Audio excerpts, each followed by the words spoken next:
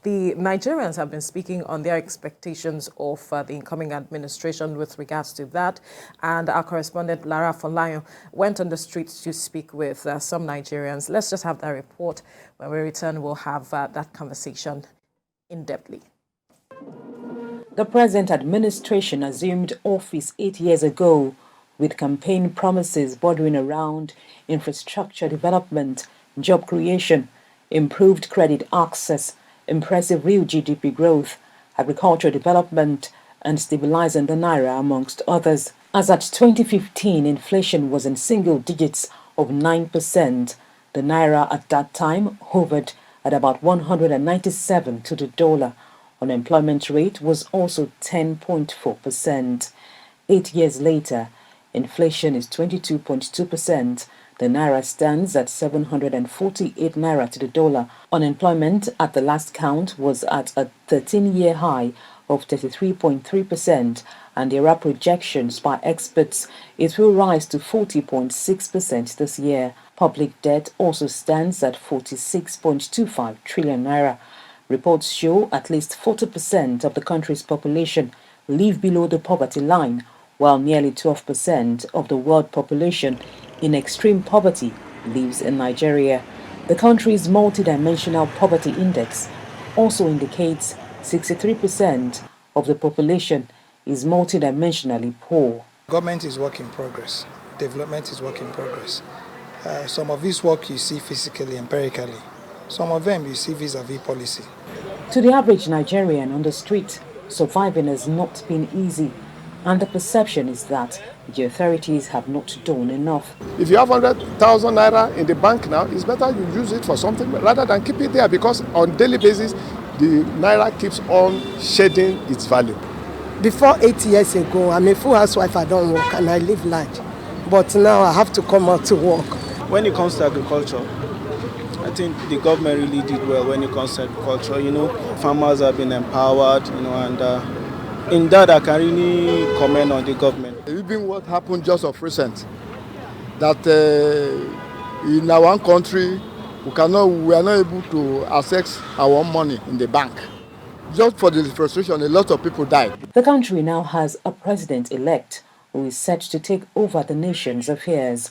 Some of his economic campaign promises include improved access to credits by businesses, job creation, more exports than imports, agriculture and infrastructure enhancement, as well as harnessing the digital economy.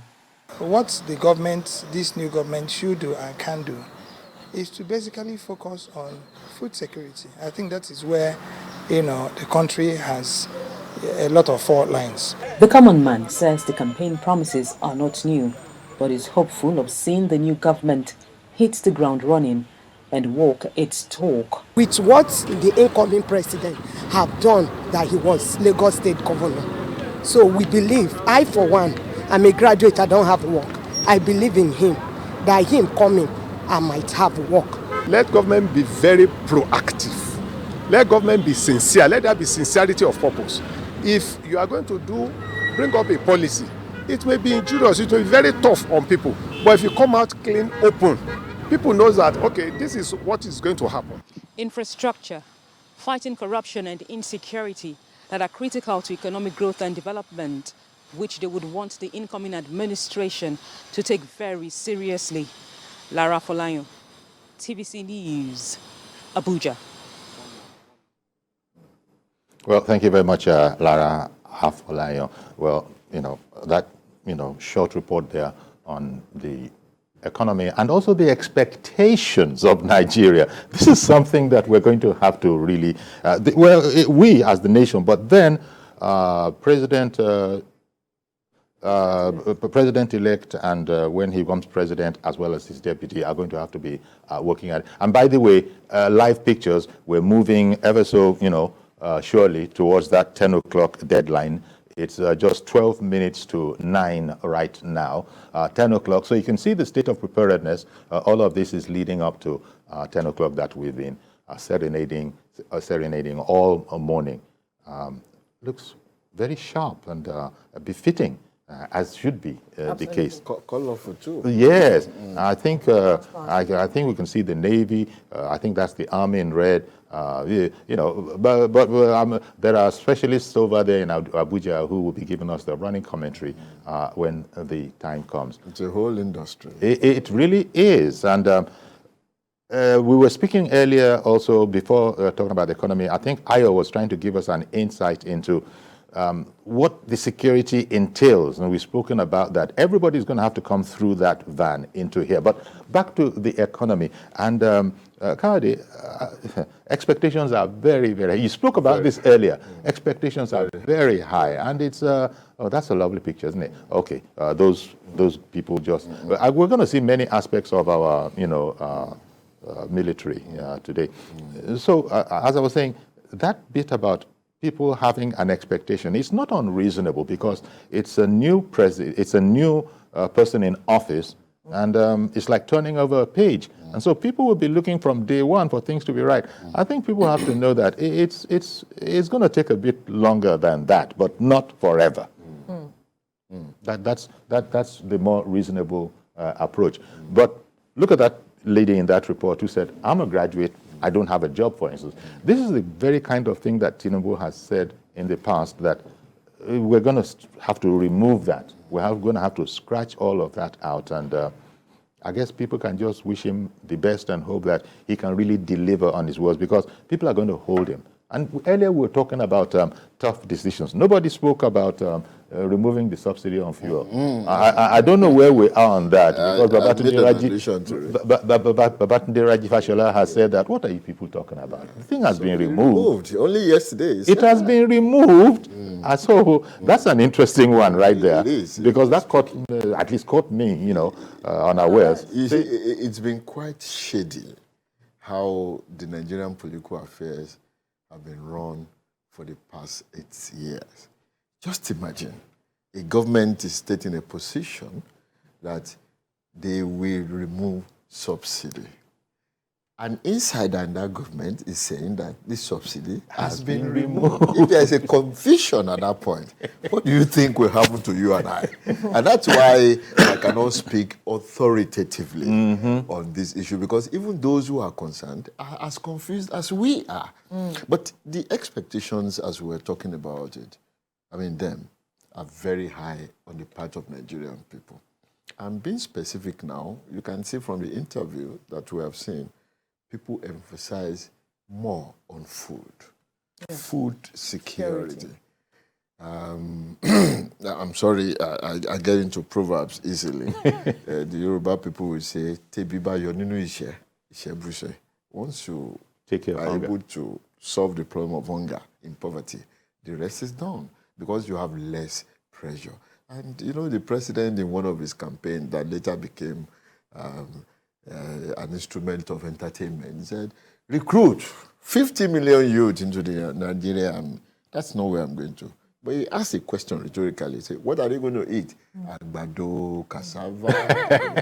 This is the time to implement it. Yeah. Funny as it may sound, if emphasis is on domestic production of what we consume, we will have been able to start addressing the economic problem from where it takes. Nigeria has land. This Agbado cassava entertainment must become a reality, and this is the time it should be. Let's go massively into the farm. Indeed. And then produce food for our people to eat. Yeah. Well, he has said that he will establish a National Agricultural Commodity Directorate when it comes to agriculture. And we also saw the investments made by this current administration with regards to agriculture, talking about the Anchor Borrowers Scheme and all of rice that. Pyramid. Rice pyramid, how we even shut our borders to see if we can get to the level of self-sufficiency and all of that. I wonder how you see the establishment of the National Agricultural Commodities Board changing the narrative with regards to self-sufficiency. Well, I think from that nomenclature, it's likely to change. It has the capacity, let me put it that way to be safe, to change this scenario. You see, when you have a board, you have a pool of people who sit to critically discuss and analyze issues before they take decisions, right? Informed decisions. That approach shows you that somebody somewhere knows what they are doing. Unlike somebody who just wake up and say, okay, oh, I'm doing this, even without being asked. If I keep saying that, the difference between the last administration and the administration that people are expecting is speaking to the need of the people. Don't impose what you want. Ask the people, feel their pulse, okay? Understand the goings on in the polity and use all these to, formulate your policies. Nobody has the answer. But if you move this way, you assure the people that you are likely to get 70% out of 100. And that's the way to go. No nation solves its own problem completely. But if you move with the people, if you are autonomous in your approach, if you go to the grassroots to take information and take consultations and contributions, you will solve problem much better than somebody who sits down and appoints somebody because he's fine or he's handsome or he belongs to a religion, a clan, to do what, even when the person has the barest idea of what that person should look at. So it's a matter of approach.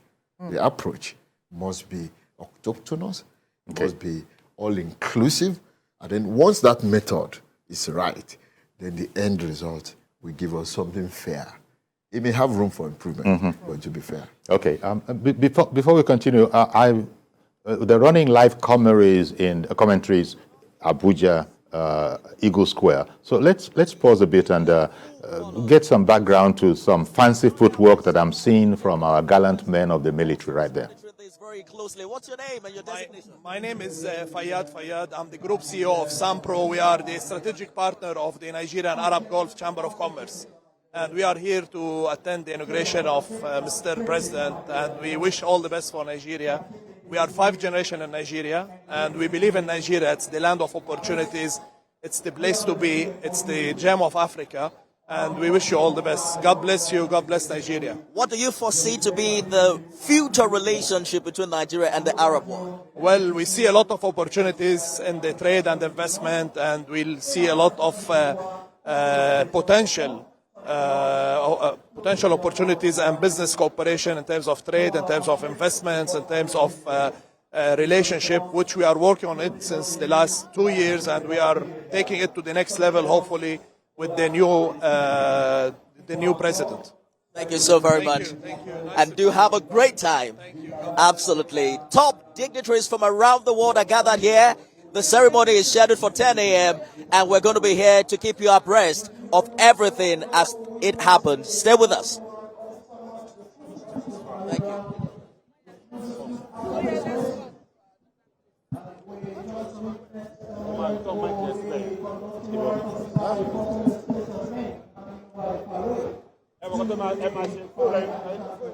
Thank you to Nifemi Oguntoye in Abuja alongside the team up in Abuja there.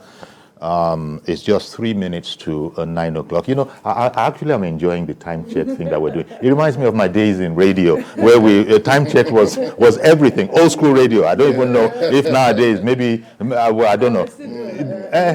We got to do but why it is important today is that 10 o'clock is the time everybody's been waiting for when the ceremony proper will begin, and the Chief Justice will get involved, the President will get involved, the President-elect will get just about. That's what we've been waiting for. It's come up to 2 minutes to 9 now, and 10 o'clock, as we've been flagging off there, is the time that all of us in TVC are working towards, the team over there. And by the way, it's not just there. Governors-elect will also across the other states, will be sworn in as well. So they will be taking their oath of office today. Everybody knows that. Everybody is looking forward to it. Some with great joy, and happiness. Others with trepidation, but it doesn't matter. One way or the other, we've got to make progress. We've got to move forward, and that's what today is all about. Actually, it's so much that we could say, but sort of keeping our gunpowder dry because there are other teams that also are part of this. We are in Lagos here. There's the whole Abuja crew, and we shall be working here because we want our viewers. I think our viewers have come to accept that TVC will do this. When Absolutely. it's an important event like this, TVC is going to be all over it, as they say in Yoruba, like ants over a cube of sugar. I said my in English. I said my Yoruba proverb in English.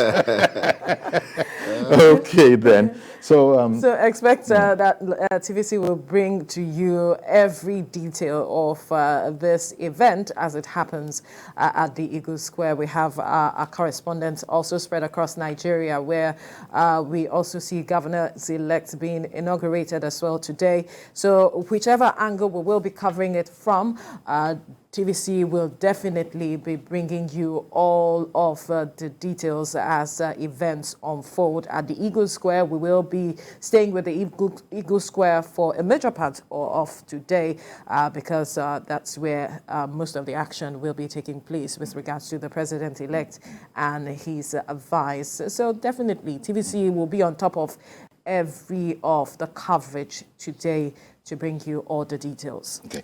Now, earlier, Kayode was speaking about the attitude of government sometimes, government and people make up government. And when this was in relation to, our attitude, we were talking about fuel at the time, the removal of the subsidy on fuel. Asiwaju Bola Ahmed Tinubu had said in the course of his campaign that that was a task that would be done. It doesn't matter, how difficult, challenging a step it is, we will do it. And, we didn't hear any more about it. Everybody sort of, chilled about it. Until Fashola, Minister Fashola, former Governor Fashola, a key, man in the same party. Who is in the same party. Who is very close to Asiwaju. Yes. Very close to Asiwaju, very close, I imagine, to the president as well. Yes. And he is now saying, what Nigerians don't realize is that it's been done.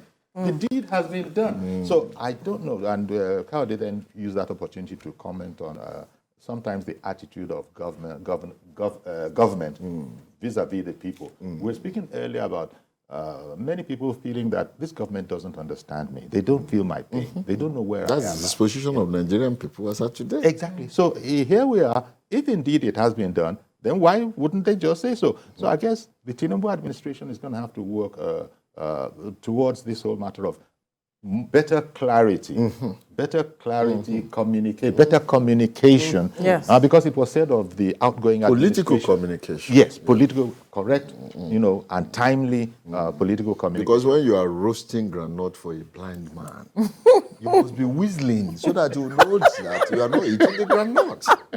Nigerians are blind, as it were. This is very, very. Thank you. That was a conker, Kayode. I love that one. That was a conker. When you are roasting groundnut for a blind man, you must be whistling. Because that's the only way the blind man will know that you're not eating groundnut. All of the things that. But Nigerians want to know what's going on. They want to be carried along. They want to be carried along. And this will give them that sentiment of citizenship that we are talking about. They need that sentiment to be proud of their country, to know that I'm part of things here. Look, and it can be done in several ways. Right. Yori, when you employ a citizen of your country, as a country, represented by a ministry or a department, and you give a letter that states that your salary in a month is 30,000 naira, a human being, where you know, of course, that 30,000 naira cannot sustain the life of a man with family in 5 days. So you are simply telling that person that it's not part of you. You don't care about the person. And so he should go to hell and burn to ashes on his survivor and survivor of his family. That must change. What they do elsewhere, I mean, sometimes I laugh at us in Nigeria, including what we do in my union. Every time we have to come to the television to agitate for salary and all Yes. that. Nations that are serious-minded don't even need that. You know what you do? You have National Income and Wages Commission. What they do is simply sit in office and look at the trend of inflation and work salaries and wages to follow that pattern. In that case, you don't need people to go on the street. If they have to come to the street, it must be something special. But again, we have these institutions, we don't make use of them.